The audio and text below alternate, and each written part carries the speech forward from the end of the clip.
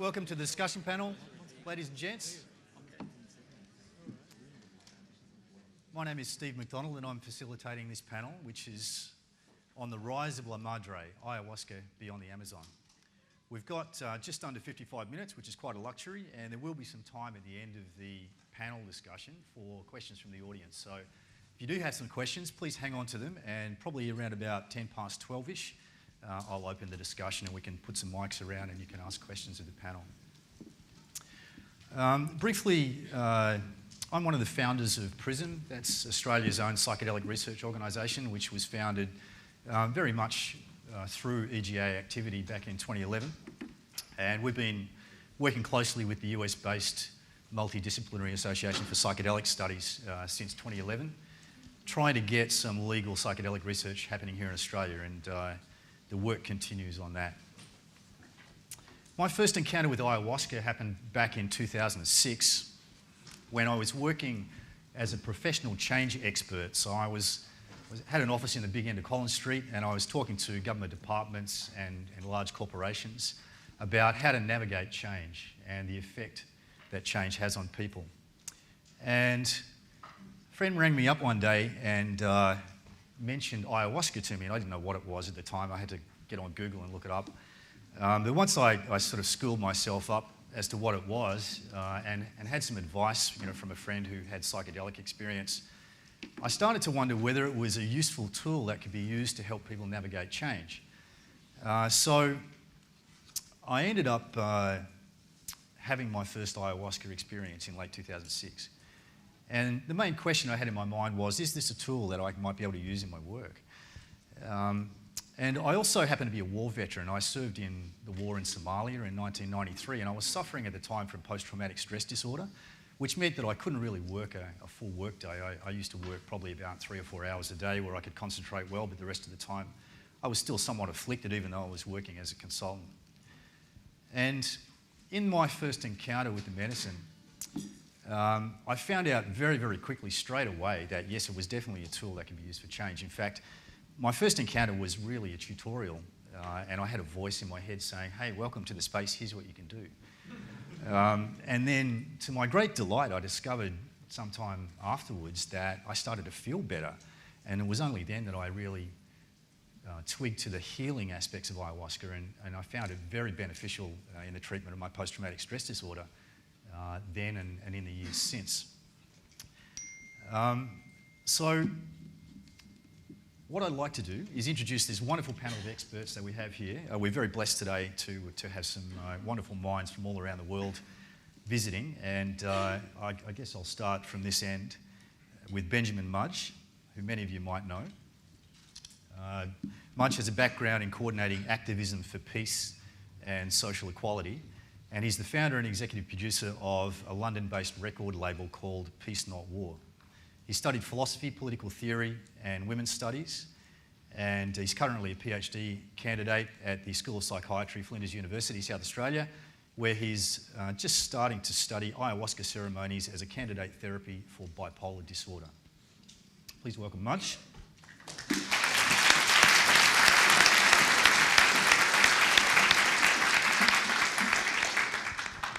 Next we have Bia Labate, who's joined us from Brazil, and we're quite honoured to have Bia with us today because Bia's been writing books on ayahuasca, or authoring, co-editing or co-authoring books since about 2002.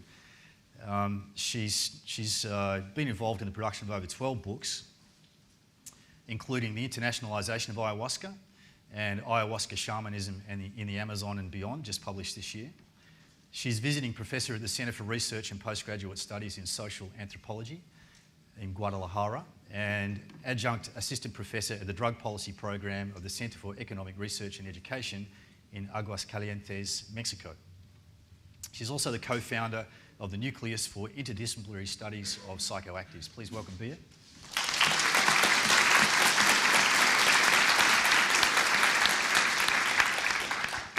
Alex Gearin, next in line, is doing PhD research at the University of Queensland in anthropology, focused on Australian practices of the traditionally indigenous Amazonian psychoactive drink ayahuasca. So in other words, Alex is actually looking at ayahuasca use in Australia. And his research interests include the ethics and sensory dynamics of shamanism and alternative religion. Please welcome Alex.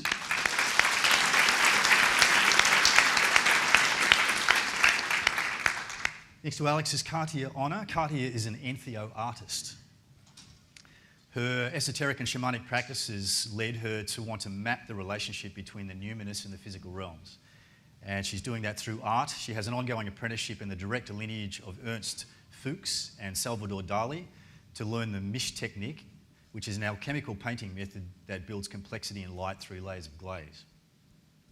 She teaches and practices within ecstatic, shamanic and visionary art residencies in Europe, Australia and Asia. Please welcome Katia.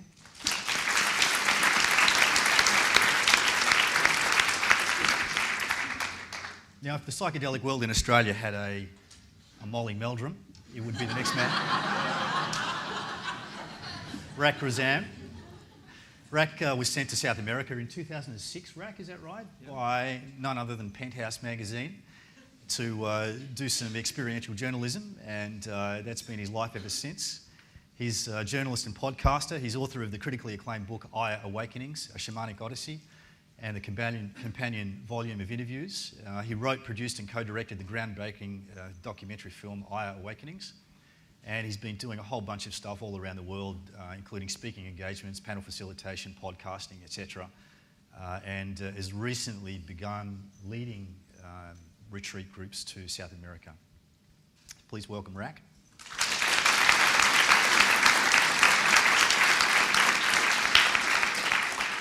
And on the far end is Alex Spengler, who is a Brazilian journalist and social scientist and a late addition to the panel. Welcome, Alex.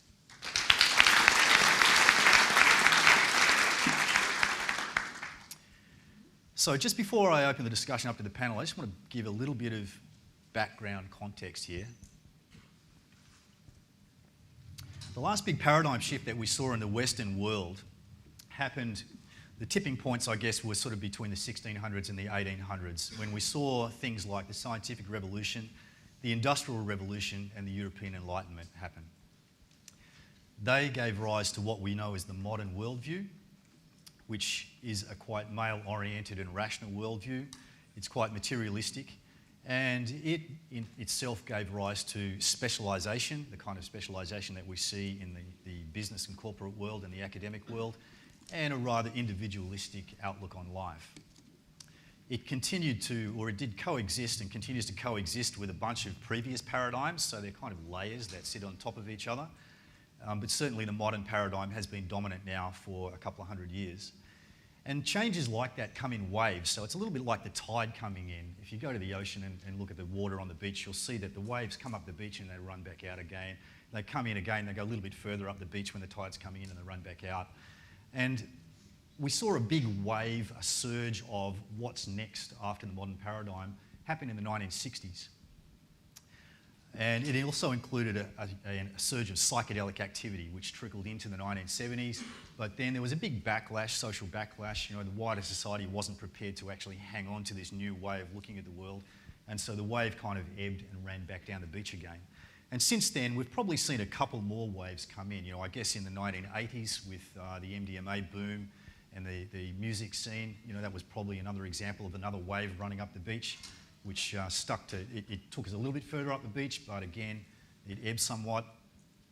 And all the time, you know, the modern paradigm attempted to try and stem the tide, literally, through prohibition, and took various actions to try and stop those waves coming any further up the beach to defend its own psychological territory.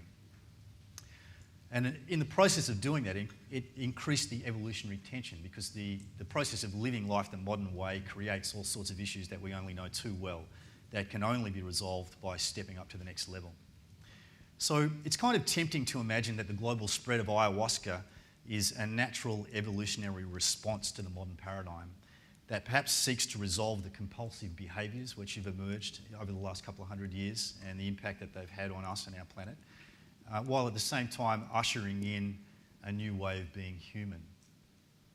So on that note, I'd like to hand over to the panel, and to start off with, I'd ask you all just to give us a really brief, just a couple of minutes on your first encounter with ayahuasca. Where was it? How did it come about? And anything else?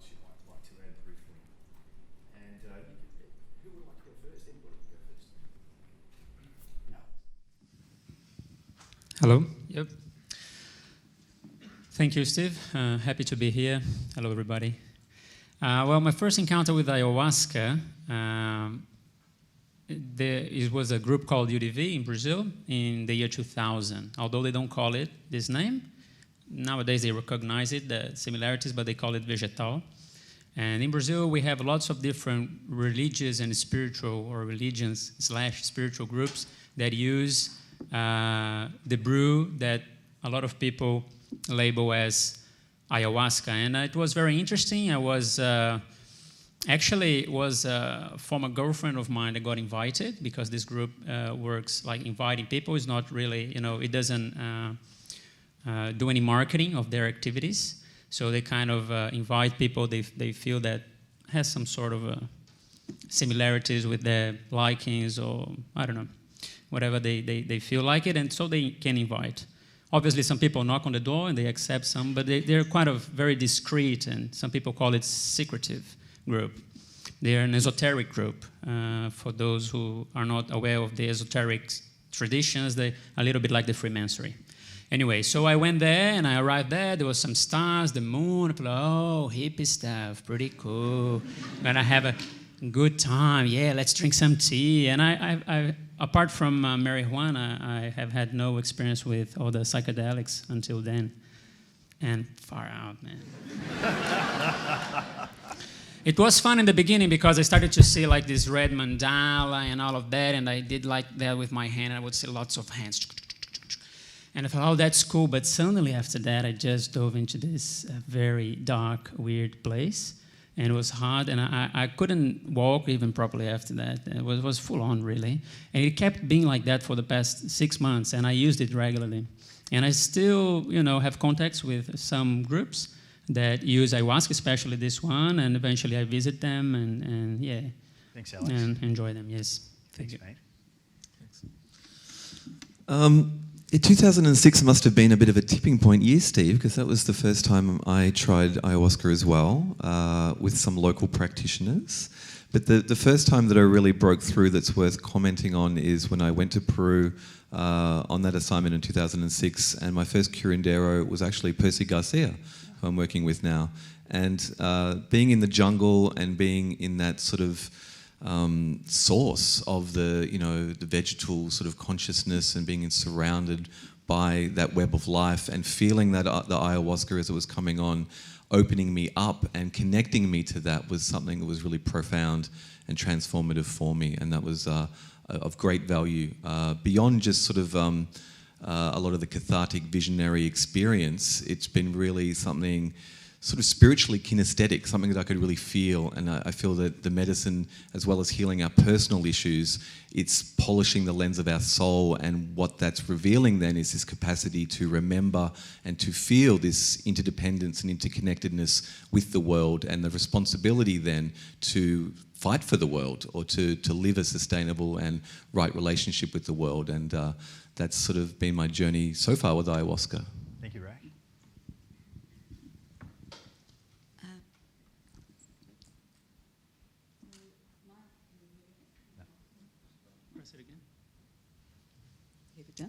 Oh, That's it. thanks. My journey's very much been intense healing. My background was managing psychiatric services, disability and social justice at universities, and I had a very close to death traumatic event, and ended up, like you, dropping down to consultancy if I was on a good day, but mostly a bit of a write-off. And so I got quite desperately searching for healing modalities, and I came across someone who was assisting in ayahuasca, read through the papers, realised at the end of it, I have nothing to lose. This looks really scary, but I actually have nothing to lose. So, so I went, and it was the most profound experience. Of course, everyone it, pulled me back, stripped me back to the bone. Everybody else was having breakfast and smiling, and I was in fetal position looking at a star, going, oh my God, the next day I felt I saw someone being kind and I cried. I could feel other people for the first time in years, and I had love, and everything was beautiful, and the sky was beautiful, and I thought there's something really wrong with me. So I rang up the psychiatrist and I said, oh, I'm really badly dissociated. I actually like people. I feel great. Something's really wrong. And she said, oh, it's just a different way of being. You might get used to it. She told me to do something fine with my hands so that I could focus and concentrate and get back to reality, whatever that was. And so I sat in bed and did a painting, and it actually helped me to think about the journey I'd had, to put it into form without having to think too much about it. And now, years later, I travel around the world as a visionary artist, and I have a life that I love. So that was your introduction to painting? Yeah, I sat in bed thinking I can't leave the house, I could forget my keys and I'm too happy. Cool. Thanks, Katia.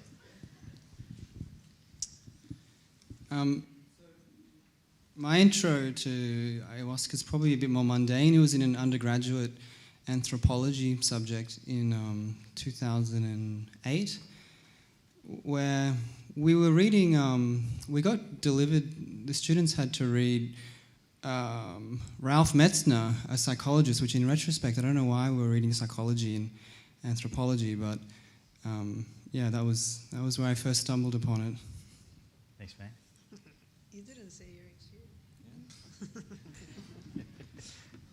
Yeah. No, I just want to start by saying how happy I am to be in Australia and how tremendously cool I feel that I'm here. And it's been a big word in my head since I'm small. And when we study Anthropology 1, we read about totems and things like that. So I just feel like such a privilege to be here after studying more than 20 years of anthropology. And about my ayahuasca experience, it was also in the UDV, in a little town, in a town called Caldas, in the southeast of Minas Gerais. And it was a friend of mine. I was 26, and it was in 1996. And we were just students doing, studying social science, reading the classics, thinking about the world, feeling all, this beautiful young energy that you want to change the world and read the big names. And it was like out of curiosity. And it was completely magical, beautiful. I really had the most incredible visions. And after the session ended, I went to the masters and I told them, I understood everything. and they laughed. And I was 26, but I was really serious. Like, I really saw everything about the world, everything. I just understood whole life. And I told them, I'm going to the Amazon next. And they said, well, you can come to our next session if you want here.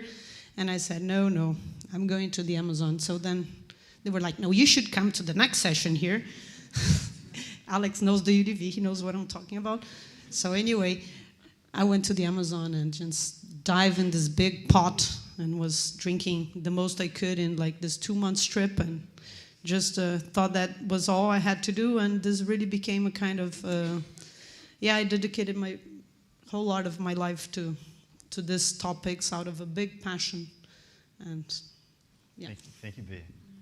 Mudge. Thanks very much to Entheogenesis for having me here, Steve, and everyone, my friends.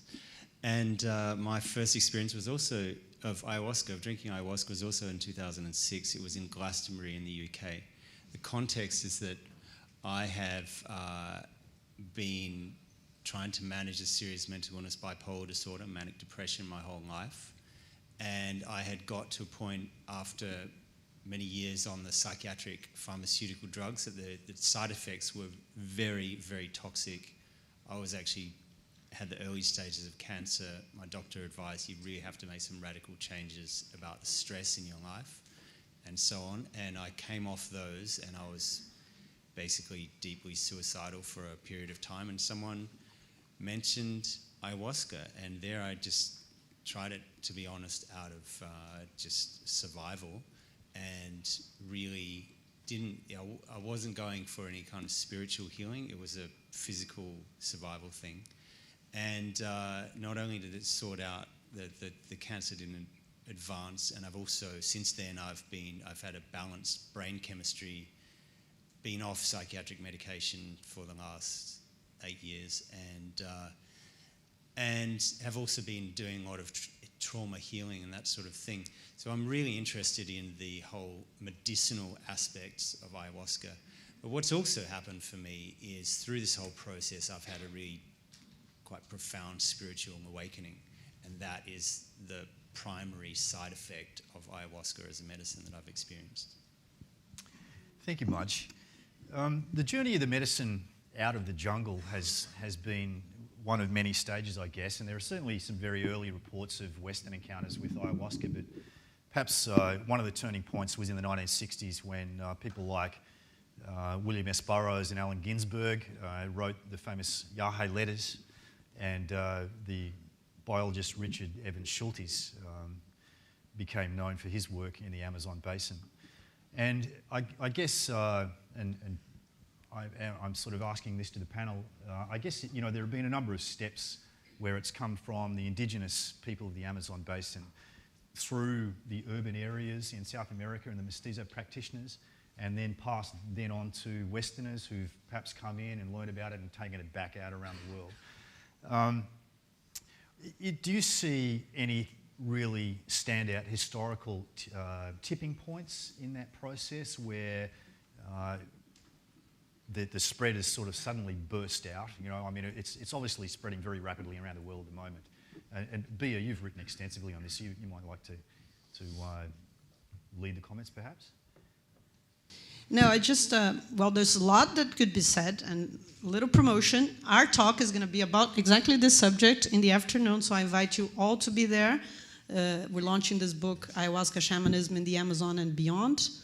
And I would say that, so that's going to be pretty much what I'm going to talk. I just want to make some very fast 3 disclaimers before I say anything. First is that this idea of South America is very much like a foreign idea for people like us. I never thought of myself as a South American. It's not a category that it's so strong for us in South America like it is for Westerners. Yeah, for Westerners, especially for a Brazilian. And I don't think that even like Peruvians or Ecuadorians or Bolivians say, I'm from South America. So I think that just phrasing the question in those terms, it's kind of like a foreign thing. That's one disclaimer. The other is this idea of it existed since a long time and then it spread. That's also, I think we need to think about that better, because we don't really know since how long it has existed. And we sort of take for granted that it's for millennia, but there is really no evidence, so maybe it's not so long. And the idea that it's spread, I think it also has to be deconstructed in the way that what is spreading. I mean, when we talk about the globalization of ayahuasca, it's not like McDonald's that is globalized, that you go everywhere and you have a little town. So it's globalized in a very, surface way. Like there's circles of people doing it in many countries, but I have a hard time with this idea of the globalization of ayahuasca. It's spreading, but globalized is capitalism. It's not ayahuasca. So I wanted just to make some disclaimers, but I think in our talk in the afternoon, I'll talk more about these things. Sure. I think it's a good point. Like, ayahuasca is not like McDonald's, right? We've got to acknowledge that up front. But it is almost like, and we're talking very Western-centric. We're talking about Western consciousness being, this filter that looks at the world as the West, and how we see the world. And if you look at other modalities like martial arts or meditation that have come from outside the West, and they do trickle in, they do virally spread, and it's not centralized in nodal points like a McDonald's or an outlet in a corporate type of environment. It goes from person to person, and it transmits because these things work. These modalities work for people, there's value in them, and people see change in themselves, and people around them and their peers see change in themselves. So in that sense, it's like a cultural virus. And, it's spreading through the West, and I think those first wave of explorers like Richard Spruce through to William Burroughs, I say that's sort of like, and this again is Western language, I'm giving labels to this from a very Western-centric point of view, but that's like the first wave. And then the second wave I actually count from, you know, again, it's very centric to my knowledge base here, but some of the first Western ayahuasca lodges in Peru opened around 1990 at Sachamama, Don Francisco Monteshuna, which was catering specifically to tourists coming, you know, from the West to the Peruvian lodges to experience ayahuasca. And so because of that sort of commercial aspect to it, that was another phase that we could you know, put an anchor point in history then. And that's from 1990 or so. And I would say till, I don't know where you draw that line, but you know, there's a third wave now, which is really happening. And a lot of the second wavers for the last 20 years or so who have gone over and experienced ayahuasca have now come back to their home countries all around the West and are now practicing and continuing working with ayahuasca and growing it and tending to it and having a relationship with it. And so essentially there's like third wave. There's been 3 waves of ayahuasca use in this very compartmentalised labels that I'm giving it. Yep. Thanks, Rak. Katia? Just perhaps talking about the most recent wave, or what I've noticed being from Melbourne, is with, obviously it's been trickling through at very much an underground, you know, we're in prohibition, so it's very silent, who knows who, and you maybe get an invite and don't tell anyone. And it's always been like that. And what to me was significant was Alex Gray's tour at the end of 2011, when he actually, through art, united a lot of people who were already doing art or music or expressing, but we weren't connecting with each other. We were called surrealists or psychedelics, so, you know, very fractured community. And then when Alex Gray came to me, that's when I think everyone went, okay, well, we've actually got the courage to say, yeah, you know, we are inspired by psychedelics, and it attracted, to me, that's what I think was a wave where it actually started to go, okay, now we've become a culture that communicates or at least recognises one another. That was my feeling on it. While you've got the microphone, has the art community been in step with, do you think, the general community, or is it lagged behind, or is it perhaps leading the way? I mean, do you have any opinion on that? Ooh, different levels of art, sorry? Different levels of art community there. Yeah, the art world doesn't really want to know too much about us. So it's still very much seen as a outsider art, a niche element of the art world, yeah? It is, but it's breaking out of its niche very much so, and it bothers the conceptual art world when Android Jones gets put on the Sydney Opera House, because that's ayahuasca inspired, and that's across a whole city. And that's not what they want to see happen with their money, but corporations support spectacular things that people want, and people actually do want divine inspiration in art. So we're creeping in and getting out there. Yeah, I'd just like to add that the artistic, cultural artefacts that are created from the ayahuasca experiences, as you said, you know, they help you integrate your own experience, but collectively when we put them out into the information sphere of mainstream culture, they become these magnetising artefacts which inspire, and quite often with the visionary art as well, have some energy sort of imbued in them that really is not just eye-opening, but, you know, it really is soul-opening, I guess. It really inspires you to... You don't see that in the normal corporate, you know, entertainment complex of information that's out there. And it continues this viral spread of the energy of not just ayahuasca, but of the plant entheogens and of altered spaces and that larger reservoir of consciousness that we're tapping into. And these cultural artefacts are so important because then they switch on more people that maybe haven't heard about these substances to begin with. Mudge, you've had some involvement with Santo Daime, the syncretic Brazilian church, and you've also been witness to the more general introduction of ayahuasca in the West without that traditional background. And under the conditions of prohibition, what effect do you think prohibition is having on the ayahuasca scene internationally? Okay. While I think it's very important that ayahuasca be used in a safe and sacred way with a lot of duty of care and high levels of integrity, and the facilitators be really experienced and trained, I think that's a really important thing. the prohibition, I think, is actually counterproductive in a lot of ways. It would be much better if there was some kind of accreditation or certification process for qualified, experienced facilitators. What's going on in reality with the prohibition is a few things. One is that facilitators who are doing really good work and who are not really trying to make a lot of money about it, but are actually taking a lot of care to help people, those people are actually hiding and also in a bit of fear. The reason they're in fear is because the reality is that starting in the 1980s and then in Brazil, in the cities when ayahuasca first was early 80s, there was a legal crackdown.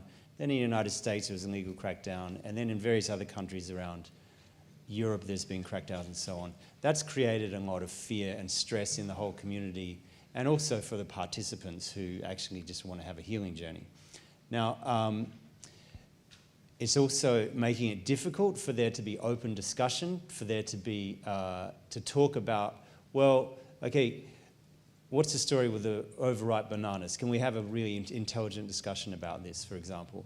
You know, it makes dialogue very difficult. What I'd really like to see is that there's that people who are working professionally can do so without fear, and they can actually step up and help the people and meet the very widespread demand for this medicine that's out there, and that the people that are looking for the medicine can find it in a really safe way. Thanks, Mudge. Just before I open it to questions from the audience, I'd just be interested to hear what you think about the way that the medicine is spreading through the West so rapidly at the moment, and its impact on the safety of practice, various practices in different, under different traditions, and perhaps absence of traditions. Yep. I'd like to say a few words on that, and just quickly a clarification. I did have a very intense and dark experience in my first time, but I was looking at myself. Eventually I got out of that, I got better. And this is why I kept, going. And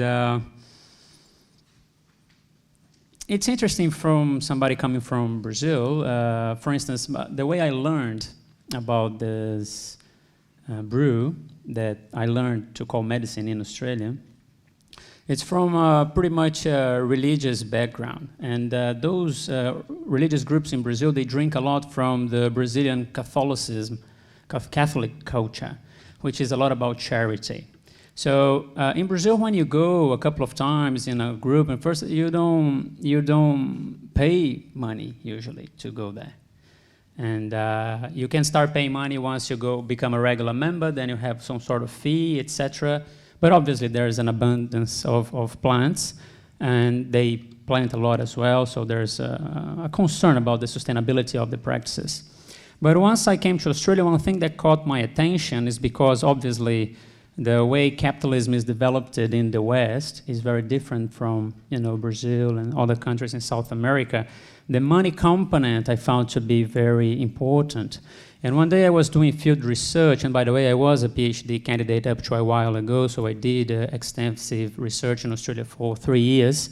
I took a break, don't know for how long, but anyway, but I was talking to this Indian student, and he was telling me, I don't know what's wrong with me. And I thought, no, what's going on? How I spent all the money I had in ayahuasca ceremonies, and I haven't felt or seen anything that people say they see and feel and things like that. I feel saying, well, what did you want to see? Oh, I don't know, man. All those, cinematic things, stuff that like LSD. And I thought, I don't know. I have never had LSD, but I thought, listen, I drink ayahuasca for a decade and more. I don't have those things. I don't have those visionary things that people see. It's a different relationship for me. I did have in a while, but usually it's very different. I relate differently, and I know people who drank it many times and never felt anything. So it's not a problem with you, because he was feeling sad, and I've seen other people in ceremonies feeling very sad because the mother didn't like me, etc., etc. So that's one point. And the other is that this idea that he spent all his money, seeking for something that was being advertised as something, like a blockbuster cinematic transformation of your whole life. And I am very skeptical. Well, not very, but I'm skeptical to a point up to those claims, because I've been, since the year 2000, I have a relationship with it. I'm learning about it. And I've seen changes in people, obviously, but I've seen some really nasty stuff. So it's not because somebody uses ayahuasca or it's going to transform the world, it's going to become, that's not the case. I've seen, sad stuff too, with people who are very experienced in ayahuasca and all the psychedelics. So I always take very easy when I raise my eyebrows when I listen to this idea that psychedelics will change the world for the better, because this is not actually what I experience or see. It happens, and I see a lot of people who don't do psychedelics, who don't like it, who are amazing people and do much more than I do, for instance. That's my point. Thank you. Thanks, Alex. Mudge? Can I jump in and just another effect of prohibition, I believe, is is raising the prices. To give an example, Santo Daime ayahuasca ceremony, basically you can drink as much tea as you like, and the ceremony will go for 6 to 8 hours, and it's $50 as a general donation, and that basically covers the costs of growing and importing the tea and the food, and people work together as a community, as charity, and put the event on for people. So when things are actually, that's what was going on before the legal crackdowns in the UK. Around Europe, it's about the same, and in Brazil, it's even cheaper and often free. And that's the spirit of community service, of charity, if you like. And the problem, part of the problem of the making it illegal is that there's only certain people, and it's basically black market type frames of mind, that are willing to take the risk to grow the plants. The plants are then very, very expensive to buy in this country, hence the tea is expensive. And then there's all sorts of things around which make the ceremonies more expensive. Thanks, Mudge. I'd like to open it up to the audience now, if you have any questions. Just two conditions on that. If I could ask you to focus on giving a question to the panel rather than talking about your own experience. And secondly, just bear in mind that we are operating under prohibition here in Australia. So if there's a question that relates to an experience that you've had here, then just be mindful, that you describe that in a way that's not going to put anybody in trouble.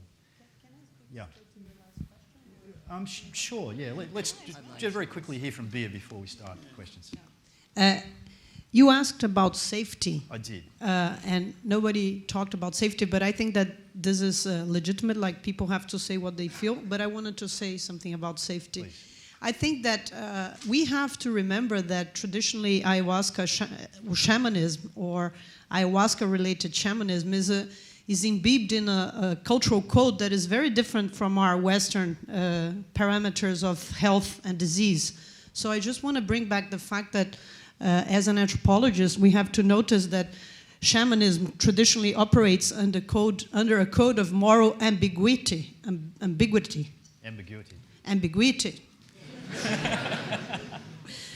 So the idea of what is health and what is disease has to be deconstructed. For example, if you believe that there are diseases that have a spiritual source, and the work of the shaman is to diagnose and to heal. So if that you are sick because of an attack of a rival shaman, and then that shaman will extract the virote, the darts that were sent to you, and he will suck it out and then perhaps blow it back to the person who sent the original witchcraft to you, then he is at the same time healing and he is causing harm to another person. So that play of light and dark, and that the social controls involved in sorcery accusations are part of a very complex system that I think cannot be reduced to a bunch of protocols of what is safe. And I think we have this tendency of wanting to do things nicely and wanting to have protocols and guidelines. But I think that the first task is to look at how traditional people use ayahuasca and try to learn from that. First of all is to learn and to get informed. Second is the operating the translation that works for us. But the translation cannot be done if the homework before has not been done, which is try to understand where this comes from and how it works.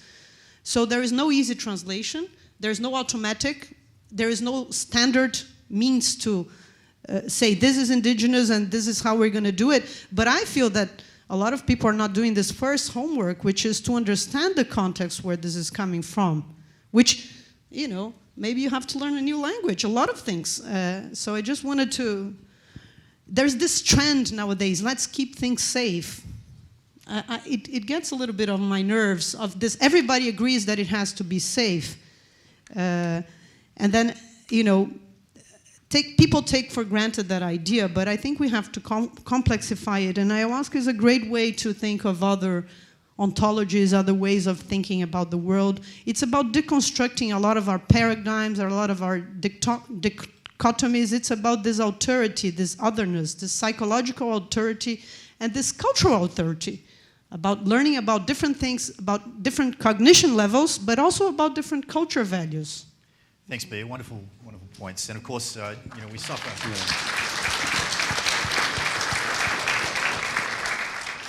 We suffer in the West, you know, from the general fear around psychoactive drugs, which has been imposed on us for many years. Questions from the audience? Yes, sir. First of all, thanks very much to the panel for your contribution. Fantastic to hear you all. A little bit of a plug along with Bea for this afternoon's session. I'm going to talk about ibogaine. And one of the things I'll be talking about is the differential outcomes in treatment. And I was very interested to hear the panellists describing their experiences with ayahuasca. The gentleman on the left, on my right, sorry, I didn't catch your name. Alex, hearing your experience and then contrasting that with Mudge and with Katia. Now, Mudge and Katia, you obviously had very profound experiences.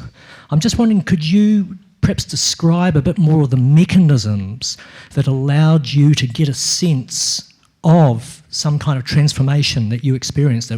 Just to try and maybe explore those a bit more. How did this process work for you, I guess is what I'm asking. Really complex question. I would say that I went with a very strong intention, and I pretty much wrote it down or sigilized it and just made sure that on my way I wouldn't forget that I was there to try to open up to love. And as challenges came, just kept pushing through and moving through with, you know, I was quite determined, I think, and I made the sacrifices that needed to be made, did the diet, did the sacrifice, and integrated afterwards to make sure that I became embodied with those lessons, didn't just jump from one to another. So I guess I treated it like a therapeutic program on a bigger level, and made sure that for a week before I would prepare with the songs that I'd be singing, sing the songs after ceremony, I guess trying to make the most of the healing. I don't know if that helps. Okay, from a psychiatric perspective, ayahuasca works on the serotonergic system. It plugs into the same receptor that serotonin does, called the 5-HT2A receptor. Okay, DMT seems to be an endogenous neurotransmitter. We're working with a medicine that's actually it basically helps and rebuild and heal the whole serotonergic system of the brain. So it works basically as an antidepressant. Now, what's different about ayahuasca and the other psychedelic medicines in the use of, in the context of psychotherapy, is that these healing ceremonies get people to address underlying complex emotional issues, repressed trauma, and that sort of thing. Whereas the standard pharmaceutical antidepressants tend to mask those memories and those traumas and give people a kind of a fake smile but not actually heal the underlying issue. When ayahuasca is drunk in the context of a genuine healing, compassionate environment, and people do that, back it up with psychotherapy, then people can actually, and I've certainly experienced this, can address, get into the shadows of their subconscious realms and address the trauma and heal it in a way. And this is similar to the MDMA for PTSD work that's being done in North America at the moment, where people cannot, in a normal psychotherapeutic environment, they can't face their trauma. In an ayahuasca ceremony or an MDMA psychotherapy session, they can actually do that and can make a transformation there. And actually, it's basically, I'm talking about genuine healing rather than a pharmaceutical band-aid. Thanks, Mudge. Question down the front here.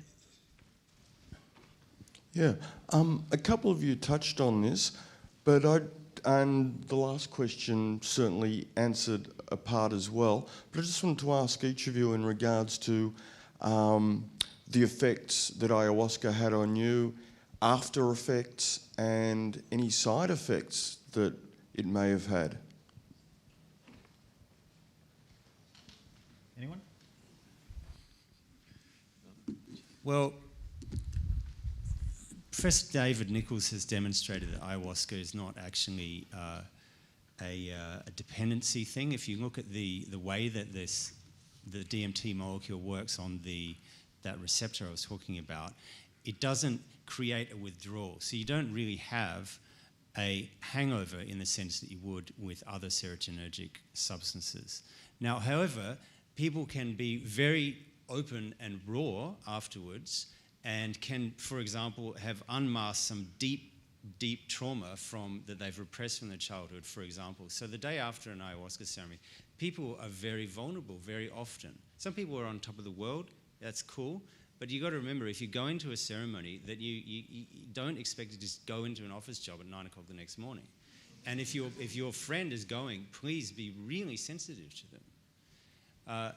Now, however, there are side effects when you talk about interactions with other psychoactives. I've looked at this and it's unpublished, but it seems to me pretty clear that when you mix ayahuasca with things like with stimulants in particular, or with other antidepressants, or alcohol, or coffee, then there are some quite serious side effect problems. But they are a combination, predominantly.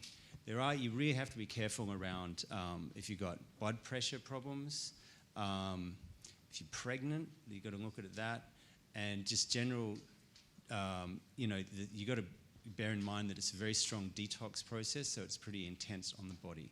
But if done correctly, it's more like not a hangover, but an afterglow. Thanks, Mudge. Was there a question at the back there somewhere? It's on. My question is for the gentleman third from the left. Can you tell us a bit about what you found in your research, and also how your research focus has been received by your academic peers?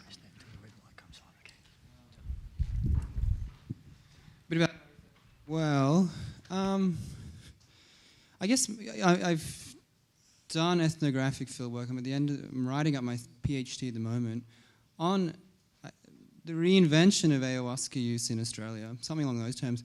But I thought before I get into that, fill in the gaps of the history of ayahuasca use, or some research around the history of ayahuasca use in the Amazon, which Steve asked about before. There's some pretty solid anthropology on this. Some of it's a bit speculative, but the rubber tapping industry, which took off in the 1850s in Peru and Colombia and Brazil, seems to be, well, it was one of the first kind of moves of modernization that really linked a whole bunch of indigenous groups together in a way that they hadn't been in the past. And there was some cultural revivalist and millenarian movements where ayahuasca shamans would publicly reject the capitalist economy and, go into these trances, drink ayahuasca and tell people don't join the rubber tapping industry, stay in the jungle and you'll get enlightenment or salvation after death and stuff. But interestingly, the rubber tapping industry appears to be one of the main means in which ayahuasca was distributed among indigenous groups. So it's only 150 years old.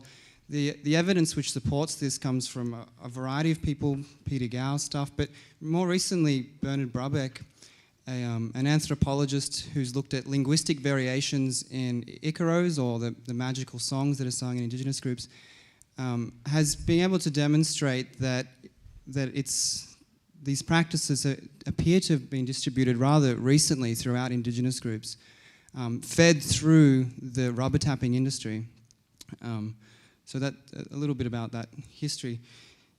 My research, I mean, I'm looking at health and healing and as concepts which kind of can tell us a little bit about forms of social organization and social structure in the West. You know, we're constantly told we're individuals and all this stuff. So my research is looking at that. How has it been received? Well, you know, for example, I presented at ANU last year to a panel of anthropologists there, and in the question and answer time, I got the question that they all love to ask. So, have you drunk it? Have you drunk it?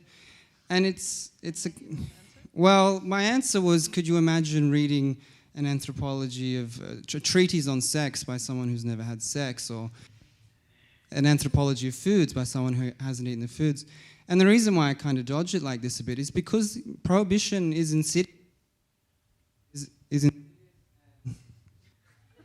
and it even is controlling this microphone. But yeah, I mean, funding bodies, it's academia is a political game, you know, and prohibition is a force within that game. Some people are more progressive than others and stuff. But my research is being received more overseas, better overseas than it is here, that's for sure. Thanks, Alex. We're going to close in 5 minutes, so we're kind of running short. If you just keep it brief, I'll try and get a couple more in. Gentleman down front here. Hi. I've spent a lot of time in the Amazon, and one of the things that you all touched on was that some people drink ayahuasca over and over again, their whole lives maybe, and they have no visions, which was a mother told me that she had 3 children, and they drink ayahuasca during birth and everything. And she told me, I've been drinking it for 20 years. I've had no visions whatsoever. So my question is, do you believe that there is a precondition between people to have certain, like the shaman, can you define a shaman? Is there certain people that can navigate these realms or see things that other people may not be able to see? And I've also witnessed people drinking ayahuasca for weeks and weeks and feeling completely sober, having no effect on it whatsoever. So what would you describe these qualities of the plant itself or of the brew that are completely different than any other substance? I'd like to make just one really quick point. What I've seen with a lot of people who are drinking ayahuasca is what's in your mind already can come into the experience, and it's only fair to say that I've been reading tarot and practicing mediumship since I was 15 years old, so I already had that esoteric knowledge, and then it actually could activate with the medicine. So I do think that if people have perhaps knowledge already or understanding or the discipline to read through certain practices, if they're a Buddhist practitioner and then they come to ayahuasca, that's going to have a greater chance of them having a realisation. Can I add the seminal 1955 Life magazine article about the mushroom seekers by Gordon Wasson was entitled The Vision Seekers. And ever since then, Western culture has been enamoured by the visionary experience. It's very visual, like we need to see it to believe it. When really these things, these entheogens, what they're really doing is they're allowing us to feel.